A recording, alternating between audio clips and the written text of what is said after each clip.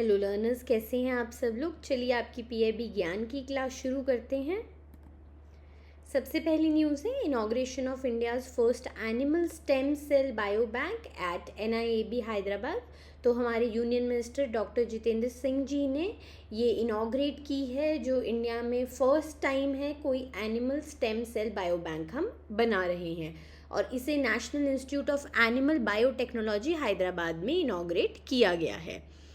तो इसमें बेसिकली देखिए, इस फैसिलिटी में एक animal stem cell bio bank बनाया जाएगा।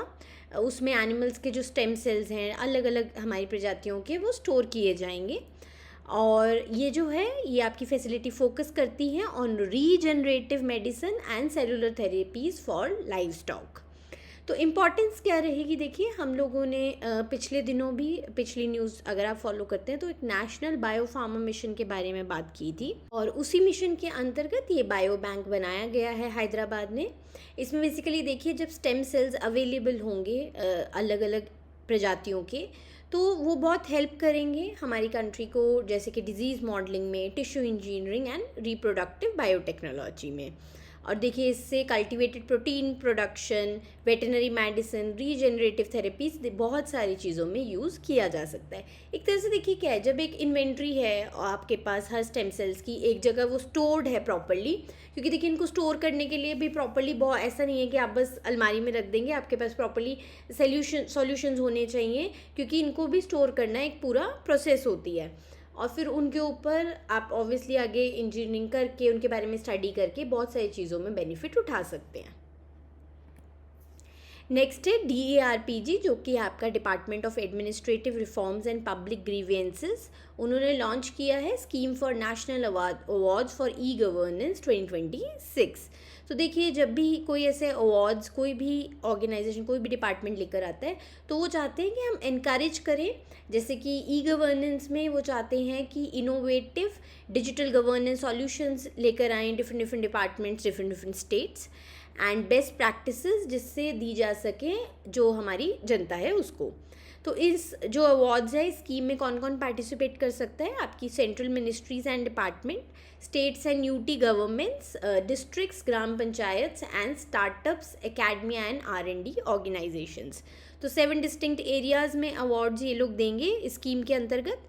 और देखिए ज़रूरी क्यों है, जब देखिए एक होता है ना कि आपके अंदर गवर्नमेंट को जब पता होगा कि हाँ अवार्ड्स भी मिलेंगे, तो एक भावना आती है कि हमें चेंज लाना है, हमें बेटर परफॉर्म करना है। और इससे क्या होगा, डिजिटली ट्रांसफॉर्मेशन भी होगी। हमारे जितने भी डिपार्टमेंट्स हैं, सेंट्रल मिनिस्ट्रीज़ हैं, और उनको अगर वो इनोवेशन लाते हैं, बेटर सर्विस डिलीवरी करते हैं, तो उन्हें उसके लिए रिवॉर्ड भी दिया जाएगा। नेक्स्ट है वर्ल्ड लायन डे। तो वर्ल्ड लायन डे आपका हर साल अगस्त 10 को मनाया जाता है। और देखिए ये क्यों मनाया जाता है, ऑब्वियसली लायंस के कंजर्वेशन के लिए मनाया जाता है, क्योंकि देखिए जितने भी जानवर हैं, प्राणी हैं, अगर लायंस देख लिया, बहुत सारे ऐसे हैं जो आपके IUCN की लिस्ट होती हैं। तो IUCN की ना लिस्ट होती है, कुछ स्पीसीज़ आपकी एंडेंजर्ड होती है, कुछ वल्नरेबल होती हैं। उनकी पॉपुलेशन के हिसाब से उन्हें एक कैटेगरी में डाला जाता है, क्योंकि देखिए जिसकी पॉपुलेशन घट रही है उन्हें बचाना हमारे लिए बहुत ज़रूरी है। तो इसी लायन की पॉपुलेशन को ही बचाने के लिए, अवेयरनेस लाने के लिए ये दिन बनाया गया है। तो जो भी उनको थ्रेट्स हैं, जैसे कि उनके हैबिटेट ख़त्म हो रहे हैं, पोचिंग हो रही है, ह्यूमन वाइल्ड लाइफ कन्फ्लिक्ट है, इस सब के बारे में लोगों को अवेयर करने के लिए इस दिन को बनाया गया है। इसे 2013 में इस्टेब्लिश किया गया था by wild life conservationist and organisations. और देखिए इसमें आपकी जो लायन है वो कीस्टोन स्पीशीज़ है आपके इकोसिस्टम की, तो आपने ये याद रखना है। क्योंकि देखिए क्या होता है कि कीस्टोन स्पीशीज़ क्या होती है, जिनका नंबर तो कम होता है, लेकिन उनका जो इम्पैक्ट होता है ना इकोसिस्टम पे, वो बहुत ही हाई होता है। और देखिए लाइन के हम जानते हैं, अगर आप लोगों ने बचपन में फूड चेन भी पढ़ी होगी, कि वो ऑब्वियसली उसके टॉप पर ही होते हैं, तो इसलिए वो कीस्टोन स्पीशीज़ हैं और इम्पॉर्टेंट है हमारे लिए बहुत ज़्यादा। देखिए लायन ही नहीं, टाइगर की बात करेंगे, एलिफेंट की बात करेंगे, हर हम जानवर को बचाना हमारी जिम्मेदारी है। देन लाइन स्टेटस क्या है इंडिया में एज इन 2025। तो इंडिया जो है यहाँ पर एशियाटिक लायन की स्पीशीज़ पाई जाती है। मेनली ये गुजरात में पाई जाती है, गुजरात में भी गिर नेशनल पार्क के एरिया में। जो एशियाटिक लायन की पॉपुलेशन है वो 891 हो गई है इन 2025 और ये बढ़ गई है 32.2%।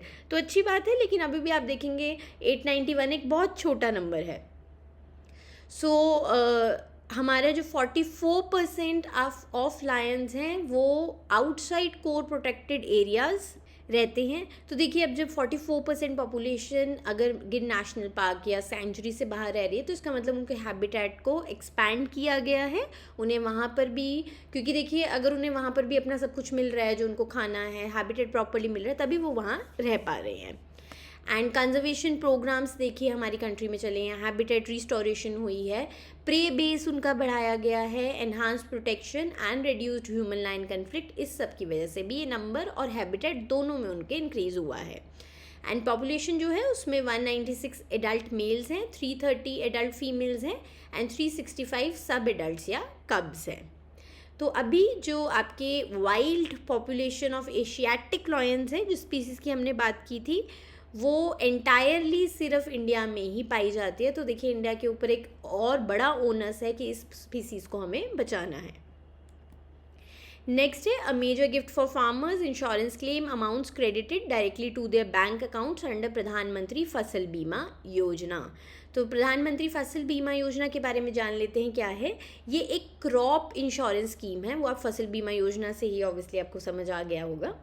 एंड ये इंडियन गवर्नमेंट ने लॉन्च की थी, जिससे देखिए फार्मर्स का क्रॉप का इंश्योरेंस किया जा सके, और अगर उनकी क्रॉप किसी भी वजह से डैमेज होती है, जैसे कि नेचुरल कैलेमिटी आ गई, जैसे फ्लड्स आ जाती हैं देखिए बारिशों के मौसम में, उससे क्रॉप ख़राब हो जाती है, पेस्ट्स होते हैं, डिजीज़ लग जाती हैं क्रॉप्स को, तो उससे क्या है, उनकी तो देखिए इतनी मेहनत जो महीनों की होती है वो एकदम से ख़राब हो जाती है, उन्हें नुकसान भी होगा, वो क्या बेचेंगे, क्या कमाएंगे। तो इसीलिए ये स्कीम सरकार लेकर आई थी। एंड अभी इसको क्यों मेजर गिफ्ट कहा गया है रिसेंटली, क्योंकि देखिए अगस्त 2025 में जो आपके फसल बीमा योजना के अंतर्गत भी क्लेम्स आए हैं ना, उसके अमाउंट को डीबीटी यानी कि आपकी डायरेक्ट बेनिफिट ट्रांसफ़र के थ्रू ही लोगों के खातों में भेजा गया है। तो डीबीटी के बारे में हमने काफ़ी डिटेल में फाइनेंस एंड मैनेजमेंट में समझा था कि ये स्कीम क्या है। तो उसमें ऑलरेडी बहुत स्कीम्स थी जिनका पैसा डायरेक्टली लोगों के अकाउंट में डाला जाता है, आधार, हमने वो सब पढ़ा था कि क्या कॉन्सेप्ट यूज़ करते हैं। तो अब सेम कॉन्सेप्ट यूज़ करके फसल बीमा योजना का भी पैसा ऐसे ही दिया जा रहा है। इससे क्या होता है, जो मिडिल मैन होते हैं वो ख़त्म हो जाते हैं, नहीं तो वो अपना कट काट लेते हैं लोगों से, पैसे टाइमली नहीं देते हैं। तो कुछ 3900 करोड़ रुपीस डिसबर्स किए गए हैं to 35 lakh farmers accounts. Features देख लेते हैं प्रधानमंत्री फसल बीमा योजना का। ये जितनी भी फूड क्रॉप्स हैं, cereals, millet, pulses, oil seeds, commercial and horticulture crops, आपकी खारिफ, राबी सीजन सबको कवर करता है। प्रीमियम जो है वो बहुत कम है, फार्मर्स को देना होता है, खारिफ क्रॉप है तो उसके लिए 2%, 1.5% रिबाई क्रॉप के लिए, 5% फॉर कमर्शियल और हॉर्टिकल्चर क्रॉप्स के लिए। जितने भी फार्मर्स हैं, चाहे वो शेयर क्रॉपर्स हैं या टेनेंट फार्मर्स हैं कि उनकी अपनी ज़मीन नहीं है, वो किराए पे लेके कर रहे हैं, वो टेनेंट हैं, वो भी इस स्कीम का लाभ उठा सकते हैं। और सिंस 2021 जो स्कीम है वो वॉलेंट्री हो चुकी है। पहले क्या था, उससे पहले उनको करवानी ही पड़ती थी, लेकिन 2021 से ये स्कीम वॉलेंट्री हो चुकी है। और इसमें आपके drought, flood, hail storm, cyclone, pest attacks, disease, landslide, जो भी वो मैक्सिमम डाल सकते थे जिन रीज़न की वजह से आपकी क्रॉप ख़राब हो सकती है, वो स्कीम में इंक्लूडेड है। और जो ये इंश्योरेंस है वो होता है from sowing to post harvest period. आप देखोगे पीरियड भी इन्होंने लंबा लिया, ये नहीं है कि मैं सिर्फ इस पर्टिकुलर पीरियड के लिए दूंगा। And it includes prevented sowing, mid season adversity and localised calamities. तो इसमें कोई भी फार्मर कैसे एनरोल कर सकते हैं, तो वो बैंक्स के थ्रू जाके भी कर सकते हैं, कॉमन सर्विस सेंटर्स, या फिर ऑनलाइन उनकी वेबसाइट के थ्रू भी कर सकते हैं। और जिन फार्मर्स ने देखिए लोन लिया होता है, चाहे केसीसी के थ्रू है, कोई भी तरह का लोन है, वो ऑटोमेटिकली कवर होते हैं, उन्हें बैंक्स जो हैं वो कवर कर देते हैं इसके अंदर। और जो क्लेम का प्रोसेस है वो बेसिकली उसमें ये रहता है कि अगर आपका क्रॉप डैमेज हुआ है तो उसे डिस्ट्रिक्ट लेवल कमेटी असेस करती है, और फार्मर्स फिर एप्लीकेशन सबमिट करते हैं और अपने जो भी डॉक्यूमेंट्स उनको देने होते हैं। और जब ये वेरीफाइड हो जाता है कि लॉस हुआ है, उसका रीज़न जेन्युइन है, तो इंश्योरेंस क्लेम डायरेक्टली क्रेडिट कर दिया जाता है फार्मर के बैंक अकाउंट में। तो उन्हें बेनिफिट्स क्या क्या रहते हैं स्कीम से, ऑब्वियसली देखिए टाइमली रिलीफ मिल जाएगी अगर क्रॉप का लॉस हो जाता है, और नहीं तो फार्मर्स देखिए वो ऑब्वियसली क्रॉप ही नहीं बची तो वो क्या बेचेंगे, क्या खाएंगे, तो उन्हें टाइमली इसमें डिलेज देखिए, अब जैसे डीबीटी के थ्रू और कम होंगे तो उन्हें टाइमली उन तक पैसा पहुंच जाएगा, फाइनेंशियल सिक्योरिटी रहेगी। इवन देखिए कोई भी नेचुरल डिज़ास्टर होता है, कुछ भी होता है, और प्रीमियम हमने देखा है अफोर्डेबल है काफ़ी ज़्यादा उनके लिए। और इसमें ये बहुत इंक्लूसिव अप्रोच है, इसमें हमने देखा हर तरह का फार्मर, चाहे वो टेनेंट फार्मर ही क्यों नहीं है, वो भी इंक्लूडेड है। चलिए नेक्स्ट है BSNL collaborates with Ericsson, Qualcomm, Cisco and Nokia for digital skilling. तो देखिए ये MOU BSNL ने 4 कंपनीज़ के साथ साइन किया है, और MOUs भी आप देख लीजिए अगर ये, क्योंकि आपके जो एग्ज़ाम का सिलेबस है उसमें एक्सप्लिसिटली MOUs मेंशन्ड है और वो पूछ भी लेते हैं। तो इस प्रोग्राम के अंतर्गत Bharat Ratna Bhimrao Ambedkar institute of telecom training, जो कि आपका जबलपुर में है और इसे डिपार्टमेंट ऑफ टेलीकम्युनिकेशन ही चलाते हैं, तो वो प्रोवाइड करेंगे training under telecom innovation research and training centre. तो ये सेंटर बनाया जाएगा, एक नेशनल लेवल का सेंटर बनाया जाएगा, और इसमें टेलीकॉम रिलेटेड जितनी भी रिसर्च एंड डेवलपमेंट है और लोगों को स्किल्स प्रोवाइड करने हैं वो सब दिया जाएगा। और कौन कौन से आपके फोकस एरियाज़ है जिसमें ट्रेनिंग दी जाएगी? 5G, AI/ML, networking and cyber security. तो देखिए जो भी गोइंग फॉरवर्ड हम देख रहे हैं कि आपकी इमर्जिंग टेक्नोलॉजीज़ हैं, उन्हीं में सिखाया जाएगा। नेक्स्ट है EPFOs, PDU, NASS partners with NID Ahmedabad to introduce design thinking. तो आपका Pandit Deendayal Upadhyay national academy of social security, जो EPFO के अंडर है, उन्होंने national institute of design Ahmedabad के साथ कोलैबोरेट किया है। फर्स्ट ऑफ इट्स काइंड एक 1 डे ट्रेनिंग प्रोग्राम करेंगे वो, इंट्रोडक्शन टू डिज़ाइन थिंकिंग, और इसे ट्रेनिंग करिकुलम में भी वो डालेंगे अपने यंग ऑफिसर्स के। नेक्स्ट है Indian Navy to commission frontline stealth frigates Udaygiri and Himgiri. तो पहली बार हो रहा है कि 2 बहुत बड़े सरफेस कॉम्बैटेंट्स हैं ये, अब ये यानी कि पानी के ऊपर चलेंगे, तो उसमें उदयगिरी और हिमगिरी इनको कमीशन किया जाएगा together at eastern naval command Visakhapatnam. तो देख लीजिए, आप जान लीजिए कि उदयगिरी और हिमगिरी क्या है। तो उदयगिरी जो है आपकी प्रोजेक्ट 17A के बारे में हमने बात पहले भी की है क्लासेस में, तो उसका सेकंड शिप है जो Mazagon dock ship builders limited ने बना के हैंड ओवर किया है। और जो हिमगिरी है वो आपका P17A, ये अलग एक प्रोजेक्ट चल रहा है, उसका फर्स्ट शिप है जिसे गार्डन रीच शिप बिल्डर्स ने बना के दिया है। तो मतलब आपके दोनों बने प्रोजेक्ट 17A के अंतर्गत ही हैं, लेकिन दोनों को जो बनाने वाली आपकी कंपनीज़ हैं वो अलग अलग हैं। एंड जो उदयगिरी है वो 100 शिप भी है to be design by Navy's warship design bureau. तो थोड़े इनके वो देख लेते हैं कि ऑपरेशनली क्या क्या इनमें बेनिफिट्स हैं। तो 6700 टन्स की ये शिप्स रहेंगी। आप इससे पहले देखिए जो हमारे यहाँ चलती थी ना वो शिवालिक क्लास चलती थी, अब इसके बाद जो अभी आई हैं उदयगिरी, हिमगिरी, ये सब नीलगिरी क्लास हैं। एंड स्टेल्थ डिज़ाइन, स्टेल्थ होता है कि कोई अपना बचाव कैसे करेगा, तो इसमें reduced radar cross section technology को यूज़ किया गया है, और बोर्ड डिज़ाइन को स्लीक रखा गया है, और रेडार को रिफ्लेक्ट करने के वाला मटेरियल यूज़ किया गया है जिससे इनको ढूंढा ना जा सके, ट्रैक इजीली ना किया जा सके। प्रोपल्शन इनका रहेगा कंबाइंड डीजल और गैस, जिसके थ्रू इनको चलाया जाएगा। एंड आर्मामेंट, इसमें surface to surface supersonic missiles लगाई गई हैं, medium range surface to air missiles लगाई गई हैं, 76 mm मेन गन लगाई गई है। तो आप देख ही रहे हैं कि देखिए पिछली जो हमारी शिवालिक क्लास थी उससे इसको बेटर बनाने की कोशिश की गई है। और देखिए ये इंडिजीनियसली भी हमारी मैन्युफैक्चर्ड हैं, तो 200 MSMEs ने कंट्रीब्यूट किया है, उनसे सामान लेके इन शिप्स को बनाया गया है। 4000 डायरेक्ट और 10,000 इनडायरेक्ट जॉब्स जनरेट हुई हैं। तो ये शो करता है कि हम लोग आत्मनिर्भर भारत की ओर अग्रसर हैं। नेक्स्ट है comprehensive reforms undertaken to instil credit discipline in public sector banks. तो ये भी देखिए पार्लियामेंट्री सेशन में सवाल पूछा गया था जिसका रिटर्न रिप्लाई दिया है सरकार ने। तो उन्होंने काफ़ी बताए हैं जो आपके रिफॉर्म्स लिए हैं सरकार ने, RBI ने। तो पहला है legal and institutional framework enhancements, उसमें सरकार ने इंसॉल्वेंसी एंड बैंक्रप्सी कोड जो 2016 में आया था उसके बारे में बात की है। इसमें क्या है, आपका टाइम बाउंड रेजोल्यूशन होता है ऑफ स्ट्रेस्ड एसेट्स यानी आपके जो एनपीए अकाउंट्स हैं और या फिर जो बैंकरप्ट हो चुके हैं, जिनसे देखिए जब जल्दी से जल्दी उसका समाधान होगा, जल्दी से जल्दी जो आपके क्रेडिटर्स होते हैं उनको पैसा पहुंचेगा। And then central repository of information on large credits, ये एक आरबीआई द्वारा मेंटेन डेटाबेस है जिसमें जो 5 करोड़ से ऊपर के लोन्स जिस भी किसी इंडिविजुअल ने लिए हैं, किसी कंपनी ने लिए हैं, तो उसका पूरा एक डेटाबेस है जिससे कंपनीज कोई भी लोन देने से पहले बैंक्स ये चेक कर सकते हैं कि इनके ऊपर अगर इतना बड़ा लोन है तो कोई स्ट्रेस में तो नहीं आ जाएंगे, ये उसको सर्विस कर भी पाएंगे या नहीं। उसके बाद अर्ली वार्निंग सिस्टम्स भी लगाए गए हैं, ऑटोमेटेड टूल्स हैं जो यूज़ करते हैं, बैंक्स यूज़ करते हैं, फाइनेंशियल इंस्टीट्यूशंस यूज़ करती हैं टू फ्लैग अगर कोई पोटेंशियल एनपीए होने वाला है। Then market based stressed asset transfer and national asset reconstruction company limited, तो ये भी बनाई है सरकार ने, जिससे क्या है देखिए जो ये कंपनीज़ होती हैं ना, एसेट रिकंस्ट्रक्शन कंपनीज, एआरसीज जिसे हम बोलते हैं, ये पीएसबीज आपके पब्लिक सेक्टर बैंक से ना वो जो स्ट्रेस्ड एसेट्स होती है उनको खरीद लेती है, मतलब उनके बैलेंस शीट से वो हटके उनके पास आ जाता है, क्योंकि देखिए पीएसबीज के पास ना टाइम है ना इतना स्टाफ है कि वो एनपीएस के लोगों के पीछे भाग सके, इतनी लंबी लंबी लीगल प्रोसेस के थ्रू जा सके, क्योंकि उन्हें नए लोन्स भी देने हैं, नए हर उसको भी क्रेडिट को भी केटर करना है।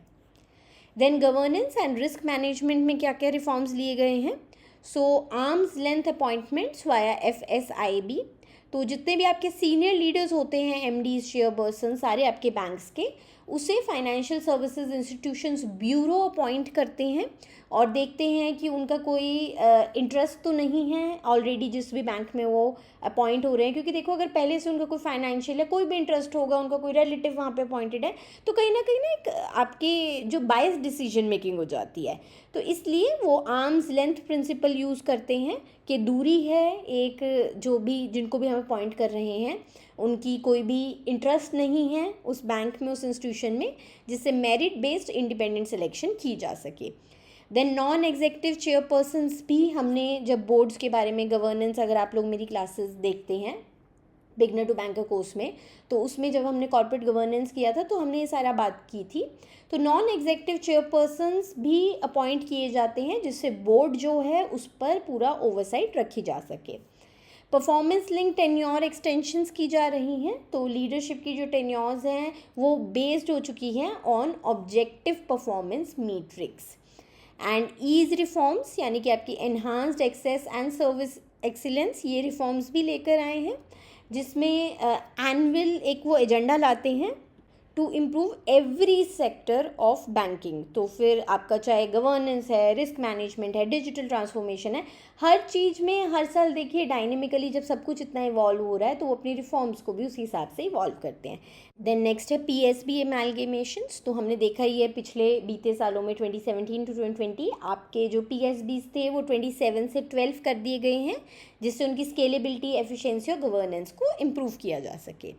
Then credit appraisal and technology integration में इसके बारे में हमने पढ़ा भी था कि एमएसएमईज़ के लिए एक नया आईबीसीएस ड्रिवन क्रेडिट असेसमेंट मॉडल लाए हैं वो, और ये इसके बारे में हम डिटेल में पूरी कर चुके हैं एक न्यूज़, आप पिछली क्लासेस देख लीजिएगा, शायद पिछले वीक ही हमने किया था। तो ये digital verifiable data and automated risk scoring करता है ये system to assess credit worthiness for new and existing borrowers. Then credit guarantees को भी स्ट्रेंथन किया गया है, इसके बारे में भी हमने पढ़ा था कि सीजीटी एमएससी में भी चेंजेस किए गए हैं, जैसे कि 85% गारंटी कवर है for loans up to ₹10 crore, annual guarantee fee है उसे रिड्यूस कर दिया गया है 0.37% अप टू एंड 1.20% इसके ब्रैकेट के बीच में, अलग अलग टाइप ऑफ लोन्स, अलग अलग टाइप ऑफ बोरोवर्स के लिए। And as of July 2025 1.22 crore loans जो हैं वो सीजीटी एमएससी में कवर्ड हैं, जिनका अमाउंट होता है total 10.50 lakh crore. And then broader reforms क्या लेकर आए हैं वो, जिससे क्रेडिट डिसिप्लिन बढ़ाया जा सके। 4R स्ट्रैटेजी है जिसमें सरकार ने बैंक्स को कहा है कि आप एनपीएस को ट्रांसपेरेंटली रिकॉग्नाइज कीजिए, तो ये बहुत अच्छी है 4R स्ट्रैटेजी, आप अपने एग्ज़ाम में मेंशन भी कर सकते हैं आंसर्स में। So recognize NPAs transparently, resolve and recover loans, recapitalize PSBs and reform governance and systems. Then asset quality review भी किया जाता है, जिससे देखिए जब एसेट की क्वालिटी को आप टाइम टू टाइम रिव्यू करते रहेंगे तो आपको जल्दी हो पता लग जाएगा कि कोई मेरा एसेट एनपीए तो नहीं होने वाला है, स्ट्रेस में तो नहीं जाने वाला है, आप उसको जाने से पहले ही रोक सकते हैं. टेक्नोलॉजी भी अडॉप्ट की गई है, क्योंकि देखिए ह्यूमंस के लिए इम्पॉसिबल है इतना बड़े पोर्टफोलियो में ये सब कुछ मॉनिटर कर पाना, पर ऑब्वियसली टेक्नोलॉजी के साथ ये सब आसान हो जाता है. देन वन टाइम सेटलमेंट्स, ये स्कीम होती है देखिए हर बैंक में ना, अगर आपको कभी आपके किसी जानकार या ऐसा हुआ हो तो आपने देखा होगा कि लोन्स के लिए ना बैंक्स कहता है कि वन टाइम आप 60% 70%, हर बैंक का अपनी अपनी स्कीम आती है, इतना दे के बाकी हम आपको माफ़ कर देंगे, आप सेटल करवा दो. तभी अगर कभी किसी का सिबिल या कुछ देखने का आपको मौका मिला है तो लोन के आगे सेटल्ड लिखा आता है या रिटर्न ऑफ लिखा आता है. तो सेटल में क्या है, उन्होंने वन टाइम कुछ पेमेंट दी और उसको सेटल कर लिया. देन लोन मॉनिटरिंग, जिसमें आपके लोन सैंक्शन और मॉनिटरिंग टीम्स को अलग अलग रखा जाता है, क्योंकि देखो अगर सैंक्शनिंग में उन्होंने कोई गड़बड़ी की है तो वो आगे उसे छुपाने की कोशिश करेंगे, किसी न किसी तरह से घुमाते रहेंगे. लेकिन अगर सैंक्शनिंग और मॉनिटरिंग टीम्स अलग अलग होंगी हाई वैल्यू क्रेडिट्स के लिए तो ज़्यादा ट्रांसपेरेंट हम रख पाएंगे. देन इसकी वजह से आउटकम्स और मीट्रिक्स क्या क्या रहे हैं, जितने भी स्टेप्स सरकार ने ऊपर लिए हैं, तो जो बिजनेस है PSBs का वो 11% ईयर ऑन ईयर ग्रो हुआ है टू 36 लाख करोड़ रुपीस, और ऑपरेटिंग प्रॉफिट 14.4% राइज हुआ है, net profit 25.6%. And asset quality भी इंप्रूव हुई है, ग्रॉस NPA आपका डिक्लाइन हुआ है to 3.12% and net NPA to 0.63%. और जो आपकी CRAR है वो 15.43% है कंबाइंड, और रेगुलेटरी नॉर्म्स हमें पता है 9% है, उससे ये बहुत ऊपर है. चलिए नेक्स्ट MOU साइन हुआ है between your DPIIT and Zepto, जिसमें जेप्टो नोवा इनोवेशन चैलेंज वो लेकर आएंगे. तो ये उन्होंने साइन किया है, जिससे जो आपके अर्ली स्टेज मैन्युफैक्चरिंग स्टार्टअप्स हैं, जो कि hardware, IoT, packaging, sustainable manufacturing, ऐसे जो भी इन डोमेन्स में वो काम करते हैं, उनको जेप्टो नोवा इनोवेशन चैलेंज में वो पार्ट ले सकेंगे. उन्हें जो भी उसमें जीतेगा उसे मेंटरशिप, कैपेसिटी बिल्डिंग, इन सब में हेल्प किया जाएगा. और देखिए जेप्टो जो है वो प्लान कर रहा है to on board 100+ Indian startups into its supply chain as well, जिससे मार्केट एक्सेस वो बढ़ा सके. और इसमें इंक्लूसिविटी का भी फोकस लिया गया है, क्योंकि देखिए अगर गवर्नमेंट डिपार्टमेंट आएगा तो हमें वेलफेयर भी देखना है. एंड विमेन लेड स्टार्टअप्स को और वेंचर्स को specifically from Tier 2 and Tier 3 cities उन्हें स्पेशल अटेंशन दी जाएगी. देन DPIIT ने हीरो मोटोकॉर्प के साथ भी सेम जैसे जेप्टो के साथ है वैसे ही एक्सेलरेटर प्रोग्राम हीरो के साथ भी स्टार्ट किया है, साइन किया है MOU. इसमें देखिए जो सेगमेंट, जो डोमेन्स ये लोग फोकस करेंगे वो रहेगी future of mobility, clean technology and deep tech sectors. तो हीरो मोटोकॉर्प जो है, जो भी सिलेक्टेड स्टार्टअप्स रहेंगे उनको इंफ्रास्ट्रक्चर एक्सेस देगा, मेंटरशिप देगा, सेम जस्ट लाइक जेप्टो अपने फील्ड वालों को देगा, हीरो अपने फील्ड्स वालों को देगा. एंड इससे क्या होगा, बेसिकली देखिए self reliant, globally competitive India बनाने के लिए ये किया जा रहा है. एंड इसमें भी जो स्टार्टअप्स हैं आपके Tier 2 एंड Tier 3 मार्केट्स में ये लोग ज़्यादा फोकस करेंगे. नेक्स्ट है UIDAI science 5-year cutting edge R&D agreement with Indian statistical institute. तो इन्होंने ये साइन किया है 5 साल का एग्रीमेंट. इनमें फोकस एरियाज इनके क्या क्या रहेंगे, fraud and anomaly detection, development of biometric liveness detection tools, and in identification of high risk enrollment, update categories, improvement of biometric matching algorithms, additional priority areas mutually identified by both institutions. तो आपका Indian statistical institution आपकी ministry of statistics and programme implementation के अंतर्गत एक institute है, सरकार का institute है. तो ये basically statistics, mathematics, computer science, data science, इन सब फील्ड्स में काम करता है. तो इसके साथ UIDAI ने क्यों पार्टनरशिप की है, इससे क्या होगा, आधार की जो इंटीग्रिटी है वो उसे बढ़ा पाएंगे. एंड फोकस है कि डिटेक्ट किया जा सके कि कोई फ्रॉड तो नहीं हो रहे हैं, एक्यूरेसी है बायोमेट्रिक डेटा, क्योंकि देखो जैसे हमने DBT के थ्रू अभी बात किया, फसल बीमा योजना जा रही है, लेकिन वो पैसे एक्चुअली में सही अकाउंट में जा रहे हैं, बायोमेट्रिक डिटेल्स सही है नहीं, बाद में अगर मुझे पैसे लेने हैं CSC से तो वो सब कुछ सही है नहीं, उसके लिए एक्यूरेसी भी तो ज़रूरी है। चलिए नेक्स्ट है वर्ल्ड एलिफेंट डे। तो वर्ल्ड लायन डे हमने किया था 10 अगस्त, वर्ल्ड एलिफेंट डे आपका बनाया जाता है 12 अगस्त को। तो इसमें बेसिकली उसमें लायन कंजर्वेशन, इसमें एलिफेंट कंजर्वेशन की बात होती है। मेजर थ्रेट्स देखिए सेम ही हैं, पोचिंग हो रही है, हैबिटेट लॉस है, ह्यूमन एलिफेंट कन्फ्लिक्ट है। थ्रेट्स तो आप देखोगे हर स्पीसीज़ को सेम ही है घूम फिर के। तो इसमें क्या है, आपके अफ्रीकन एंड एशियन एलिफेंट्स को प्रोटेक्ट करने के लिए इस दिन को मनाया जाता है। और थीम क्या है 2025 की, मेट्रियार्क्स एंड मेमोरीज। और देखिए इसे पेट्रिशिया सिम्स कनाडा में एंड एलिफेंट री इंट्रोडक्शन फाउंडेशन जो थाईलैंड की है, उन्होंने मिलकर इस दिन को एस्टैब्लिश किया था। एलिफेंट्स का इंडिया में स्टेटस देख लेते हैं। तो इंडिया में लार्जेस्ट पॉपुलेशन पाई जाती है ऑफ एशियन एलिफेंट्स, और इसका जो IUCN का स्टेटस है वो एंडेंजर्ड है। और इंडिया में जो वाइल्ड एलिफेंट पॉपुलेशन है वो इस टाइम 30,000 एक्सपेक्टेड है। कंजर्वेशन की तरफ हिंदुस्तान ने प्रोजेक्ट एलिफेंट किया है, सिंस 1992 ये चल रहा है, जिसके अंतर्गत आपके 33 एलिफेंट रिजर्व्स अक्रॉस इंडिया बनाए गए हैं। और जो कम्युनिटी भी है देखिए मिलके इन रिजर्व्स के आसपास जो लोग रहते हैं, जो भी एलिफेंट जहाँ पर भी पाए जाते हैं वहाँ पे लोगों को भी अवेयर करना बहुत ज़रूरी है। जैसे कि प्लान B ये लेकर आए थे, रेल एक्सीडेंट्स बहुत होते हैं, देखिए टक्कर हो जाती है ट्रेन और एलिफेंट्स की, उसको रोकने के लिए habitat mapping, real time tracking and corridor protection for safe elephant movement. Challenges क्या क्या हैं, देखिए हैबिटेट बहुत फ्रेगमेंटेड है और इतने फ्रेगमेंटेड एरियाज़ को ना सेम स्कीप सेम रूल्स लागू कर पाना बहुत मुश्किल हो जाता है। अर्बनाइजेशन बढ़ रही है तो क्या हो रहा है कि हम लोग इनके हैबिटेट्स के अंदर एनक्रोच करते जा रहे हैं।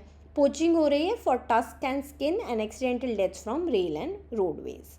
तो अभी तक की सक्सेस स्टोरी जो इंडिया है उनको देखिए, ग्लोबल लीडर है हम काफ़ी, उसमें हमने बिग कैट अलायंस भी देखा था। हम लोगों ने काफ़ी देखिए इनिशिएटिव्स ले रहे हैं वाइल्ड लाइफ की तरफ, और स्ट्रेंथेंड लीगल प्रोटेक्शन है, technology for tracking and protecting elephants है, engaging local communities and school children nationwide in awareness campaigns. चलिए नेक्स्ट है RBI guidelines for multilingual customer communication and quicker grievance redressal by banks. तो ये भी प्रश्न आपके parliament में पूछा गया है और इसका जवाब दिया है सरकार ने, तो जिसमें उन्होंने RBI की क्या गाइडलाइंस है उसके बारे में बताया है। सो मल्टीलिंगुअल कम्युनिकेशन मैंडेट है बाय RBI। तो RBI कहता है ट्राईलिंगुअल जो है कम्युनिकेशन वो तो बिल्कुल मैंडेटरी है, ट्राईलिंगुअल हो गया यानी कि 3 भाषाओं में। सो RBI की गाइडलाइंस है जिसमें जितने भी बैंक्स हैं उन्हें कस्टमर्स के साथ हिंदी, इंग्लिश और एक रीजनल लैंग्वेज जो है उसमें बात, उनको ऑप्शन देना है कि वो बात कर सकते हैं। एंड ये जो है जितने भी आपके कस्टमर फेसिंग मटेरियल है, कुछ भी वाउचर आप भरते हैं, कोई भी कम्युनिकेशन उनको देते हैं, उस सब में ये लागू होना चाहिए। और रिसेंटली आपके September 30, 2024 लास्ट ईयर RBI ने इस मैंडेट को रीआइटरेट किया था कि जो भी कम्युनिकेशन आप करते हैं कस्टमर के साथ, ये आपको ट्राईलिंगुअल फॉर्मेट में तो करनी है। इससे क्या होगा, इंक्लूसिविटी आएगी। Then robust grievance redressal mechanisms हैं। तो RBI मैंडेट करती है कि एक बोर्ड अप्रूव प्रॉपर सिस्टम हो हर बैंक के पास, जिसमें रिड्रेसल मैकेनिज्म लिखा हो कि कैसे अगर कोई भी कस्टमर की कंप्लेंट आती है तो इंटरनली आप उसे कैसे हैंडल करेंगे, और इंटरनली नहीं हुई फिर बैंकिंग ओम्बुड्समैन स्कीम तो है ही RBI की। उसके बाद इंटीग्रेटेड ओम्बुड्समैन स्कीम 2021 में RBI लेकर आया था। अब इसमें क्या है, इसमें कस्टमर्स को एक यूनिफाइड कॉस्ट फ्री प्लेटफॉर्म मिलता है टू रिजॉल्व एनी कंप्लेंट्स। अगर उनको बैंक से कोई भी है कि उन्होंने बैंक में कंप्लेंट की, उन्हें रिप्लाई नहीं आया, उनके ग्रीवेंस को टाइमली सेटल नहीं किया जा रहा है या वो सेटिस्फाइड नहीं है, तो वो उसे इंटीग्रेटेड ओम्बुड्समैन स्कीम के अंतर्गत डाल सकते हैं और उन्हें 30 डेज़ के अंदर उनके ग्रीवेंस को रिजॉल्व किया जाएगा। जो कस्टमर्स हैं वो कंप्लेंट्स ऑनलाइन RBI के CMS पोर्टल पर डाल सकते हैं या राइटिंग में दे सकते हैं, या RBI के centralise receipt and processing centre, बहुत सारे उन्होंने ऑप्शंस रखे हैं और जिसमें वो ये कंप्लेंट को डाल सकते हैं और 30 डेज़ में इसे एड्रेस करने की कोशिश की जाएगी। नेक्स्ट है government and RBI initiatives for faster redressal. तो गवर्नमेंट के भी देखिए हैं, जैसे कि CP ग्राम्स पोर्टल है एंड फीडबैक कॉल सेंटर है जो जून 2022 से चल रहा है। तो CP ग्राम्स पोर्टल में क्या होता है, कोई भी सिटीज़न अपने ग्रीवेंस को डाल सकता है और उसे ट्रैक किया जाता है रियल टाइम पे, एंड फीडबैक भी इवन की आप दे सकते हैं। और आपके RBI का टोल फ्री कॉन्टैक्ट सेंटर भी अवेलेबल है विच इज़ ऑपरेशनल सिंस नवंबर 2021। आप उस पर 24/7 यानी कि कॉल कर सकते हैं कभी भी, और इवन की जो आपके डायरेक्ट स्टाफ है, आप किसी उनके रिप्रेजेंटेटिव से बात करना चाहते हैं तो Monday to Saturday 8 to 10 PM available है, और हिंदी इंग्लिश 10 रीजनल लैंग्वेजेस में ये सब अवेलेबल है। तो देखिए ये ना अवेयरनेस इन चीज़ों की होनी बहुत ज़रूरी है, हर सिटीज़न को अपना ये हक पता होना चाहिए। देन क्विकर रेजोल्यूशन गाइडलाइंस, तो RBI ने जो टाइम लिमिट दी है बैंक्स को टू रिजॉल्व कस्टमर कंप्लेंट्स, उसे 12 दिन से घटा के 7 वर्किंग डेज कर दिया गया है। तो वर्किंग डेज जब आ जाए ना तो इसका मतलब है जो छुट्टियां हैं उनको काउंट नहीं किया जाता है। और अगर बैंक्स उसके बाद भी माने उनके पैसे गलत कट गए हैं और रिक्रेडिट नहीं करती है तो 100 रुपीज़ पर डे का उन पर कंपनसेशन लगाई जाएगी, उन्हें कंपनसेशन दी जाएगी और पेनल्टी बैंक्स पे लगाई जाएगी। तो मानिए अगर आपका ATM से गलत ट्रांजैक्शन हो जाती है, आपने कंप्लेंट की, आपके कंप्लेंट करने के 7 वर्किंग डेज में अगर आपको नहीं रेजोल्यूशन मिला तो आपको 100 रुपीज़ पर डे का कंपनसेशन भी वो बैंक देगा। Then mandatory complaint forms and nodal officers, तो जितने भी बैंक्स हैं उनको आपने देखा होगा, अगर आप किसी ब्रांच में गए तो कंप्लेंट फॉर्म्स होते हैं, कंप्लेंट बॉक्सेस अवेलेबल होते हैं, डिस्प्लेड होते हैं। तो की टेक अवेज क्या है कि जो बैंक्स हैं उन्हें एटलीस्ट 3 लैंग्वेजेस में कम्युनिकेट करना है हर चीज़ को, and stronger technology driven grievance redressal systems जो हैं उन्हें बढ़ावा दिया जा रहा है, इवन कि वो मैंडेटरी कर दिए गए हैं बाय RBI। एंड जो रेजोल्यूशन है उसके भी टाइमलाइन को घटाया गया है जिससे स्पीडी और ट्रांसपेरेंटली सारी चीज़ें जो ग्रीवेंस है उनको एड्रेस किया जा सके। चलिए नेक्स्ट है श्रेष्ठ, ये एक state health regulatory excellence index है जिसे अभी हाल ही में लॉन्च किया गया है। तो ये first of its kind national initiative रहेगा, इससे पहले इसका कोई इनिशिएटिव नहीं आया है, इसे CDSCO ने लॉन्च किया है जो कि आपकी central drug standard control organisation, तो उन्होंने इसे लॉन्च किया है जिससे एक ट्रांसपेरेंट डेटा ड्रिवन फ्रेमवर्क बनाया जा सके। अब इसमें क्या रहेगा, ये एक वर्चुअल गैप असेसमेंट टूल की तरह काम करेगा, जिसमें अगर कहीं पे भी उन्हें लगता है कि ह्यूमन रिसोर्सेज में infrastructure, licensing, digitisation, surveillance, responsiveness, कुछ भी चीज़ है जिनमें उन्हें लगता है कि कमी है हमारे सिस्टम में, तो उसको ये इम्प्रूव करके गैप्स वहाँ पर देखेंगे, गैप्स इन्हें पता लगेंगे इस इंडेक्स के थ्रू और उस पर ये काम करने की कोशिश करेंगे। तो इसका फ्रेमवर्क क्या रहेगा, तो स्टेट्स को क्लासिफाई किया जाएगा इस इंडेक्स के अंडर। तो कुछ मैन्युफैक्चरिंग स्टेट्स रहेंगे जो आपके ड्रग्स हैं इन सबको मैन्युफैक्चरिंग करते हैं दवाइयों को, तो उनको 27 इंडिकेटर्स पर इवेल्युएट किया जाएगा on 5 themes. And then primarily distribution states और यूटीज़ एक अलग कैटेगरी बनेगी जिन्हें 23 इंडिकेटर्स पर इवेल्युएट किया जाएगा, और फिर देखा जाएगा कि उन इंडिकेटर्स में से अगर कहीं पे इन्हें गैप मिल रहा है उनकी स्टेट्स को उस हिसाब से स्कोर किया जाएगा, और जहाँ गैप्स होगा उसे ठीक करने की कोशिश की जाएगी। इसमें जो स्टेट्स हैं वो डेटा सबमिट करेंगे by 25th of each month, and scoring जो है वो होगी 1st of every next month, तो जिस मंथ से रिलेटेड है उसके नेक्स्ट मंथ में, तो यानी आपका मंथली आया करेगा डेटा।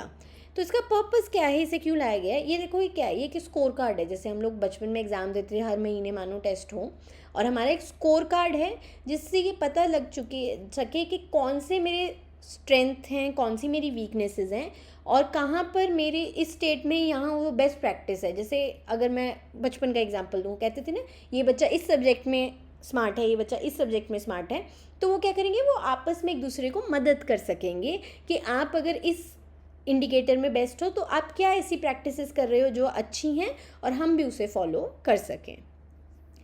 एंड ग्लोबली देखिए जो WHO का ग्लोबल बेंचमार्किंग टूल है उसके साथ इसे अलाइन किया जाएगा। देखिए आप जितना भी हम लोग करते हैं ना, इवन कि जब हमने IFRS भी स्टडी किया था, तो क्या है कि आप जितने भी नई चीज़ें ला रहे हैं ना, स्टैंडर्ड्स आ रहे हैं, कुछ भी इंडेक्सेस आ रहे हैं, कुछ भी पॉलिसीज़ आती हैं, उसे इंटरनेशनल लेवल से अलाइन करने की कोशिश की जाती है। देन इससे क्या होगा, कोऑपरेटिव फेडरलिज्म इसी को बोलते हैं कि स्टेट और सेंटर और सारे स्टेट्स आपस में मिलकर एक दूसरे की मदद करके, सहायता करके ऊपर की ओर जाते हैं। एंड इससे क्या होगा, डिजिटल ट्रांसफॉर्मेशन भी आएगी, इक्विटेबल ड्रग सेफ्टी भी आएगी, टारगेटेड कैपेसिटी बिल्डिंग भी बनाने की कोशिश की जाएगी। एंड इंडिया जो है वो देखिए फार्मेसी ऑफ द वर्ल्ड कहलाता है और हमें वो बने रहना है, तो ऑब्वियसली हमें वक्त के साथ चलना पड़ेगा, एनहांसमेंट्स भी लानी पड़ेगी। नेक्स्ट है कंज्यूमर प्राइस इंडेक्स फॉर जुलाई 2025, ये लॉन्च कर दिया गया है। तो अगर आप मेरी क्लासेस देखते हैं तो हमने जून तक देखिए, जनवरी टू जून आपके सारे ट्रेंड्स डिस्कस किए थे। तो इन क्लासेस से आप अपने नोट्स में आगे डालते जाइए हर मंथ का जो भी हम लोग डेटा डिस्कस करेंगे, क्योंकि आपको पूछ लेते हैं पिछले साल का ही, अगर आप एग्ज़ाम उठाकर पेपर उठा के देखोगे तो वो पूछ लेते हैं, मंथली भी पूछ लेते हैं कितना इंक्रीज़ हुआ है। सो जुलाई 2025 में जो आपका रूरल सीपी आया है वो है 197.6, अर्बन है 194.2 और कंबाइंड है 196। तो हमें पता है जो 2012 है वो बेस ईयर लिया जाता है जिसमें 100 है, तो यानी कि अगर 196 आया तो 96 है जो आपका इंक्रीज्ड फिगर है।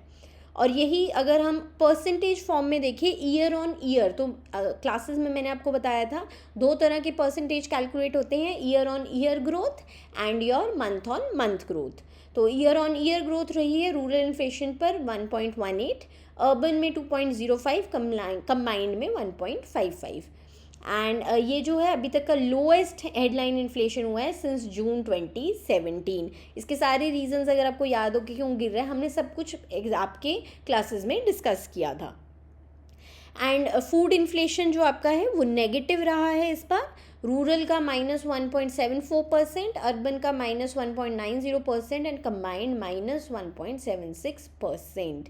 तो ये भी लोएस्ट फूड इन्फ्लेशन हुआ है सिंस अर्ली 2019। और इन्फ्लेशन क्या है, ये तो डिफ्लेशन ही आपका।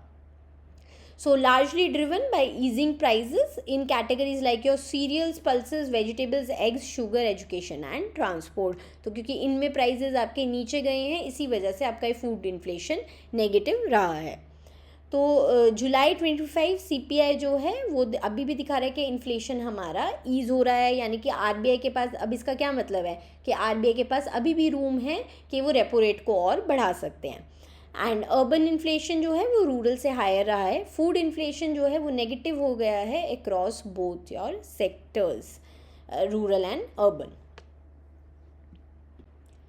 चलिए नेक्स्ट है होलसेल प्राइस इंडेक्स भी देख लेते हैं जुलाई 2025 के लिए। तो ऑल इंडिया लेवल पर जो है वो 154.4 रहा है और इसका बेस ईयर 2011-12 होता है जिसमें 100 होती है वैल्यू।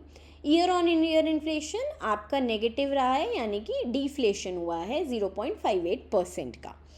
एंड डिक्लाइन क्यों हो रहा है, प्राइमरीली इसका रीज़न है आपके फूड आर्टिकल्स, वो तो हमने पीछे भी देखा, CPI के गिरने का भी बहुत बड़ा रीज़न आपके फूड आर्टिकल के प्राइजेस हैं। Mineral oils, crude petroleum and natural gas and manufacturer of basic metals, ये सब आपके गिर रहे हैं, इसी वजह से नेगेटिव इन्फ्लेशन हुआ है। एंड अगर मैं मंथ ऑन मंथ मूवमेंट देखूं तो ईयर ऑन ईयर तो -0.58% है, बट मंथ ऑन मंथ जो आपका WPI है वो 0.39% से राइज हुआ है फ्रॉम जून टू जुलाई। तो होलसेल प्राइसेस में डिफ्लेशन क्यों चल रहा है, देखिए अभी भी हमारी जो कॉन्ट्रैक्शन हो रही है इकोनॉमी में, कॉन्ट्रैक्शन क्यों हो रही है, क्योंकि आपके जो प्रोड्यूसर्स हैं उनको कॉस्ट पुश इन्फ्लेशन नहीं आ रहा है, मतलब उनकी कॉस्ट नहीं राइज हो रही है। ये सारा कॉन्सेप्ट आप हमने क्लासेस में समझा था। तो जब उस तरफ से उनके प्राइसेस नहीं राइज हो रहे हैं, वो क्यों आगे अपने प्राइसेस बढ़ाएंगे, तो जब कॉस्ट पुश इन्फ्लेशन हो ही नहीं रहा है तो आपका WPA नीचे जा रहा है, क्योंकि आपके फूड एंड फ्यूल सेगमेंट्स के प्राइसेस नीचे जा रहे हैं। एंड अब इससे क्या होगा, ऑब्वियसली आपके जो पॉलिसी डिसीजंस होते हैं वो भी इम्पैक्ट होते हैं। एंड जो मंथली देखिए, लेकिन हमने अभी क्या देखा 0.39% का इंक्रीज़ है, तो इसका मतलब आपके लोकलाइज्ड कुछ सेक्टर्स में ऐसा हुआ है कि प्राइस गेन्स भी देखे गए हैं। देखो हमने क्लासेस में भी अगर याद हो पढ़ा था कि डिफ्लेशन नहीं अच्छा होता है, थोड़ा माइल्ड इन्फ्लेशन होना चाहिए। सो जुलाई 2025 WPI जो है वो ये दिखाता है कि होलसेल डिफ्लेशन जो है वो अभी भी चल रहा है, पिछले महीने का भी अगर आपको याद हो। सो -0.58% का डिफ्लेशन देखा गया है year on year. Then next है इंडियाज़ क्यूमुलेटिव एक्सपोर्ट परफॉर्मेंस। तो ये पूरे क्वार्टर आपके अप्रैल टू जुलाई 2025 का डेटा आ गया है। देखिए इसमें ना बस एक ब्रॉडर आइडिया देख लीजिए कि कौन से जो एरियाज़ हैं वो ग्रो कर रहे हैं। अगर आपको डिस्क्रिप्टिव में भी आंसर आता है, क्वेश्चन आता है ना, तो आपके ना माइंड में रहेगा कि हाँ इस चीज़ की वजह से ये चीज़ हो रही है, तो आप लिंक बिठा पाएंगे बेटर। तो टोटल जो एक्सपोर्ट्स हैं वो अगर इस साल में अप्रैल टू जुलाई के टाइम में देखूँ 2025 में, वो 277.63 बिलियन हुए हैं और ये पिछले साल सेम टाइम पीरियड से बड़े हैं। 5.2% ईयर ऑन ईयर ग्रोथ देखा गया है। और अगर मैं उसमें भी मर्केंटाइज और सर्विसेज की बात करूं, जो मर्केंटाइज के एक्सपोर्ट्स हैं वो 149.20 बिलियन है, उसमें 3.0% का ग्रोथ आया है लास्ट ईयर सेम पीरियड से, और सर्विसेज में 7.86% का आया है। तो यानी कि मर्केंडाइज और सर्विसेज में से हमारे सर्विसेज के एक्सपोर्ट्स हमेशा ज़्यादा स्ट्रॉन्ग रहते हैं, और ये जो ग्रोथ आई है 5.23% की, उसमें को भी ज़्यादा ड्राइव आपके सर्विसेज ने ही किया है। और इम्पॉर्टेंट सेक्टर्स क्या हैं आपके, देखिए मर्केंडाइज में आपके इंजीनियरिंग गुड्स, इलेक्ट्रॉनिक गुड्स और जेम्स एंड ज्वेलरी, ये सब सेक्टर्स हैं, और उसमें भी इलेक्ट्रॉनिक गुड्स हैं जो हाईएस्ट आपके एक्सपोर्ट होते हैं। एंड देन नॉन पेट्रोलियम के भी आपके एक्सपोर्ट्स बड़े हैं 7.70%। सर्विस ट्रेड में हम सरप्लस में हैं, और यही एक बहुत बड़ा रीज़न है, मैंने इवन कि आपसे पहले भी इस बारे में बात की है कि सर्विसेज हमारे सरप्लस में रहते हैं, मर्केंडाइज में हम लोग डेफिसिट में रहते हैं। सो सर्विसेज सेक्टर पे हमें फोकस करना बहुत ज़रूरी है अगर हम लोग ओवरऑल अपना ट्रेड डेफिसिट ख़त्म करना चाहते हैं। तो सर्विसेज में 63.53 बिलियन का हमें सरप्लस हुआ है। तो मेजर हमारे एक्सपोर्ट मार्केट्स कौन कौन से रहे हैं, so it's USA, China, UAE, Germany and Kenya, और हाईएस्ट इंक्रीज किस में देखा गया है, आप देखेंगे केन्या में।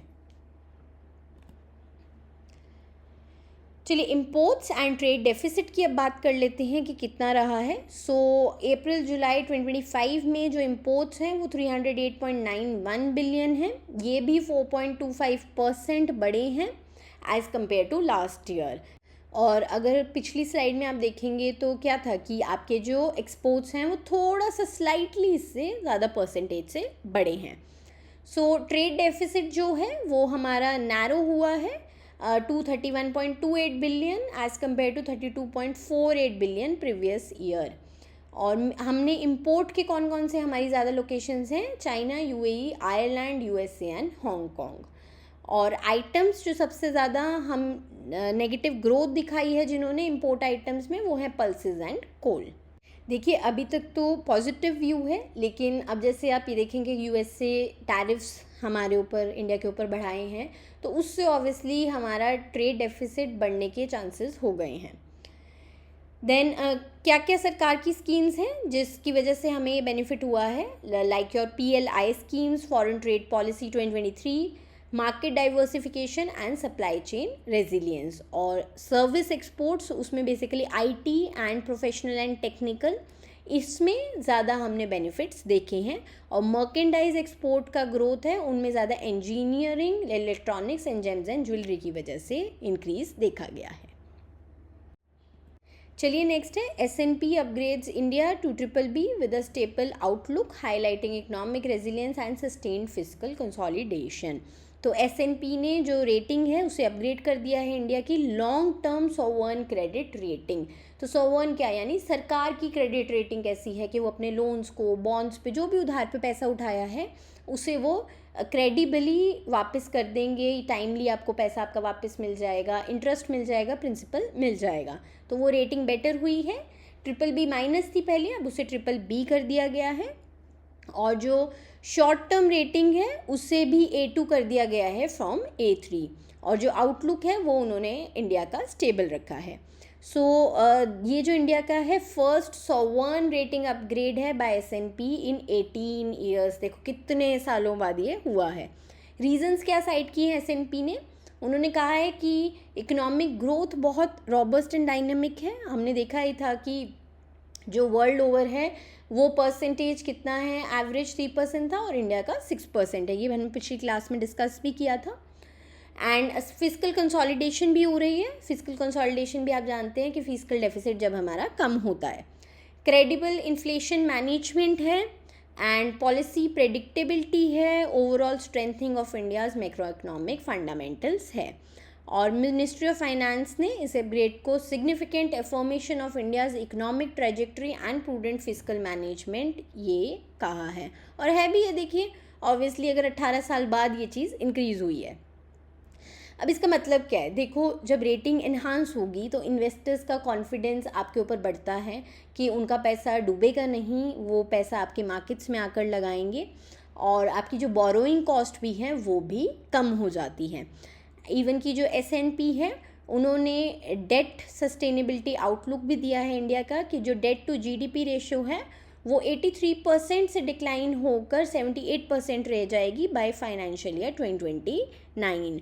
देखो कुछ कंट्रीज़ की तो ये 100% पार है, इवन कि आपके डेवलप्ड नेशंस की भी बहुत ज़्यादा है। तो इंडिया की तो ये बहुत कम है अगर हम देखें जो GDP के मुकाबले हमारा डेट है। एंड जो रेटिंग अपग्रेड है उससे ऑब्वियसली देखिए आपकी जब बेटर हम वो पैसे उठा पाएंगे मार्केट से सरकार, तो आपके इंफ्रास्ट्रक्चर में इन्वेस्टमेंट्स कर पाएंगी और बेटर एक्सपेंडिचर की क्वालिटी उनकी बेटर हो जाएगी, और इसके बहुत सारे बेनिफिट्स देखो पूरे देश को आएंगे, क्योंकि सरकार क्या है, सरकारी तो देश जो चला रही हैं, और अगर उन्हें फंड्स एट लो कॉस्ट मिलेंगे और इन्वेस्टर्स का कॉन्फिडेंस बढ़ेगा, पैसा ज़्यादा फ्लो करेगा, तो वो कहाँ लगाएंगे, देश की उन्नति में ही लगाएंगे। चलिए नेक्स्ट है, national small industries corporation enters into MOU with various private sector banks under MSME credit facilitation programme. तो ये एंटर हुए हैं to improve availability, accessibility and affordability of credit for MSMEs। तो नेशनल स्मॉल इंडस्ट्रीज कॉरपोरेशन इन्होंने Axis bank, Dhanlaxmi bank, Karnataka bank, AU small finance bank और इंड bank, इन 5 banks के साथ MOU साइन किया है MSMEs को क्रेडिट ईजीली अवेलेबल करवाने के लिए। अब इस कोलैबोरेशन से क्या होगा, देखिए MSMEs को फॉर्मल फाइनेंस मिल पाएगा। इस पे देखो हम बहुत डिस्कस कर चुके हैं MSMEs को फाइनेंशियल फॉर्मल फाइनेंस में लाने के लिए। इंक्लूजन वाले चैप्टर में भी अगर आपने मेरी क्लासेस फॉलो किया तो काफ़ी डिटेल में हम इसमें बात कर चुके हैं। तो NSIC जो है वो MSMEs को सपोर्ट करेंगे in overcoming barriers to formal credit. और देखिए जब पार्टनरिंग बैंक्स रहेंगे तो वो उनका क्या होता है, एक तरह से ब्रिज बन जाता है NSIC बीच में, और कहीं ना कहीं जो प्रोसेस हैं, जो बैंक्स हैं, अगर वो डिलेज भी करेंगे तो NSIC उन पर चेक रखता है। एंड फोकस है on expanding banks outreach to deserving micro and small enterprises particularly at the last mile। तो क्या है, फाइनेंशियल इंक्लूजन का ही ये कॉन्सेप्ट है सारा। नेक्स्ट है defence exercises between India and Sri Lanka. देखिए अभी हाल ही में स्लीनेक्स हुई है, तो उसी के लिए आप देख लीजिए कि वैसे इंडिया और श्रीलंका के बीच में क्या क्या एक्सरसाइजेज होती हैं। सो फर्स्ट इज मित्रा शक्ति, जो एक आर्मी एक्सरसाइज है इंडिया और श्रीलंका के बीच में। इसका 10th एडिशन हुआ है अभी तक लेटेस्ट 2024 में, जो कि श्रीलंका में कंडक्ट हुआ था। और नेक्स्ट है स्लीनेक्स, जो कि श्रीलंका और इंडिया की नेवल एक्सरसाइज है। इसका 12th एडिशन होगा, फ्रॉम 14 to 16 अगस्त ये हुआ है आपके कोलंबो पोर्ट पे, और सी फेज 17 to 18 अगस्त को हुआ है। तो ये भी आपका कहाँ कंडक्ट हुआ है, कोलंबो श्रीलंका में।